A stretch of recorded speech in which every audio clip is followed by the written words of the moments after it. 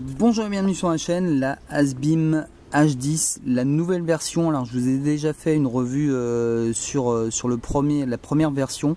Il y a vraiment 2-3 petites choses qui me plaisaient pas du tout. Donc on a refait pas mal de choses, on a reprogrammé la lampe, on a changé le LED, on a réduit ici la taille du tube. Alors il y a eu pas mal de petits changements, donc on va faire le tour ensemble. Donc la lampe en elle-même, elle a pas tellement changé. Je vous fais quand même le tour pour ceux qui la connaissent pas. Ici l'interrupteur, ici la petite molette qui est vraiment le gros plus de cette lampe. Ici on voit le LED qui est énorme, donc un LED dont je vous parle tout de suite, un nouveau LED, le MTG2. Donc c'est un LED haute performance qui va nous permettre d'avoir vraiment une grosse autonomie. Donc je vous parlais aussi également de l'autonomie. Pour ça on a changé la taille du tube pour que ça puisse accepter. Avant ça n'acceptait que des 18650 IMR, donc c'était un accu un petit peu spécifique. Là tous les accus rentrent dedans, à savoir qu'il faut quand même un IMR pour développer la puissance maxi, les 2000 lumens. Je vous expliquais ça tout à l'heure avec le petit bouton.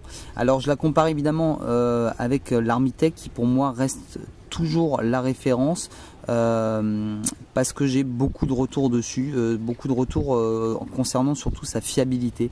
Là ce que je vous fais ici c'est une revue, donc c'est un nouveau produit, c'est pas une nouvelle marque, hein. ASBIM on la connaît depuis longtemps, c'est vraiment des produits de qualité, donc je pense qu'il n'y a vraiment pas de souci. Maintenant ce qu'on a changé également c'est forcément les autonomies et la programmation, parce que ce qui nous intéressait c'était de pouvoir passer 3 jours sur le terrain. 3 jours pourquoi? Parce que c'est utilisé beaucoup par les trailers, et ici la plus grosse course c'est le Grand Raid. Et pour les meilleurs ils mettent évidemment une nuit à traverser l'île. Pour les gens normaux entre guillemets ils passent 3 jours sur le terrain, donc on voulait une lampe qui soit capable avec un seul accu de faire ça.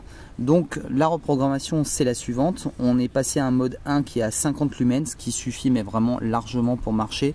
Moi j'ai une portée de plus de 20 mètres avec.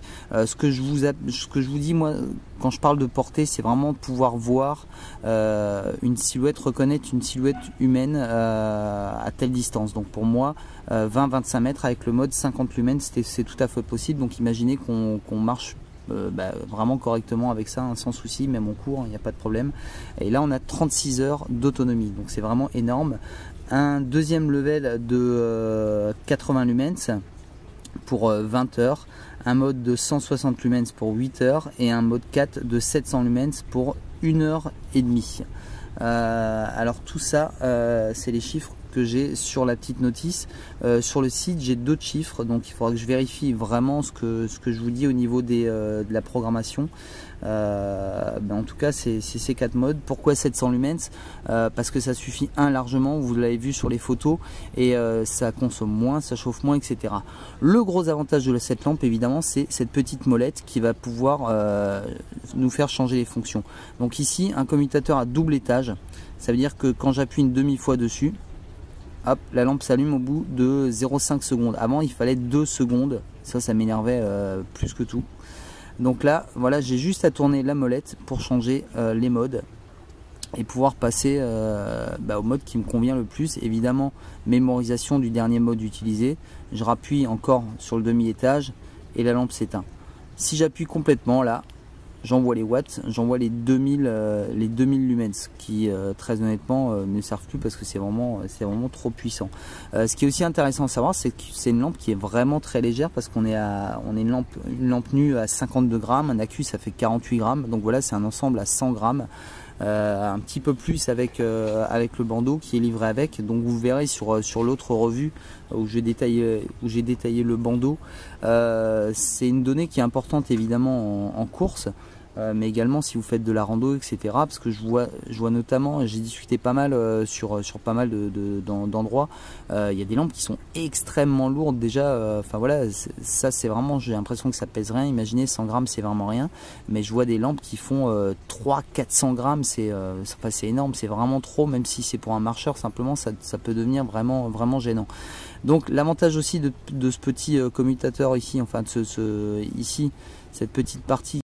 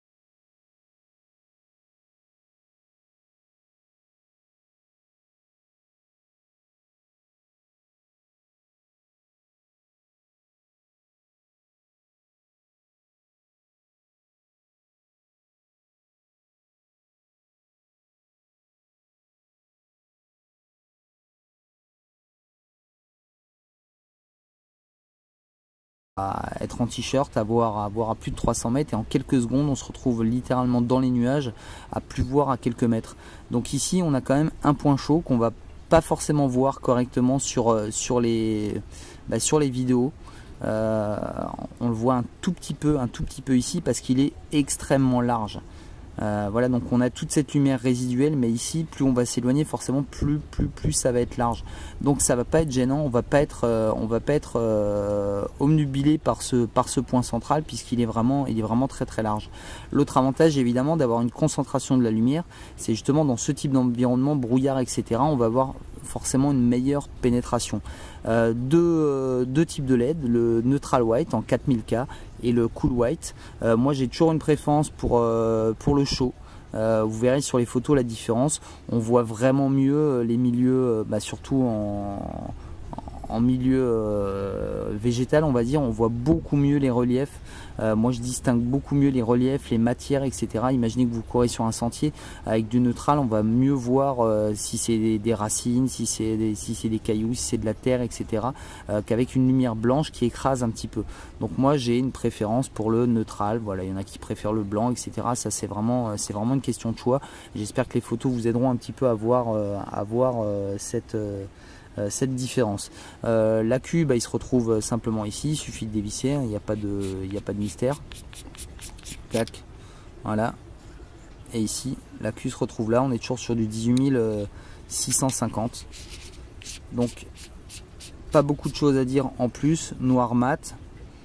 Moi je trouve que c'est une lampe qui est assez jolie. Alors là, après c'est vraiment un choix esthétique, hein, mais en tout cas en performance elle y est. Donc je vais bientôt faire une revue comparative sur tous les modèles de lampes. Ça sera une revue qui sera un peu compliquée à faire, un peu longue, mais on va vraiment tester beaucoup de choses. Je vous parle vite encore simplement de ces dimensions, parce que je dois les avoir sous la main. Si je vous dis pas de bêtises, non. Et ben non. Bon bah écoutez, c'est pas grave, vous verrez tout ça sur le site, vraiment très en détail. Là ce que je voulais vraiment vous présenter, c'était vite fait la lampe, et en tout cas vous montrer un petit peu les performances de ce genre d'objet. En tout cas voilà, la version reprogrammée me plaît beaucoup plus que la première version, forcément. L'étalonnage est beaucoup plus pertinent à mon sens, puisqu'il va suffire largement, et c'est surtout les autonomies qui m'intéressaient vraiment beaucoup. Je vous dis, moi en usage classique, ça veut dire randonnée, marche, être autour d'un camp, le premier mode 50 lumens qui dure 36 heures, ça suffit vraiment amplement. En ce moment moi je suis beaucoup avec la T360, je suis à 2 lumens quasiment tout le temps pour faire un peu tout à droite à gauche. Ça me suffit largement, donc là 55 lumens c'est du bonheur. Voilà, je vous dis à très bientôt. C'était Chris R. Jones, bye bye.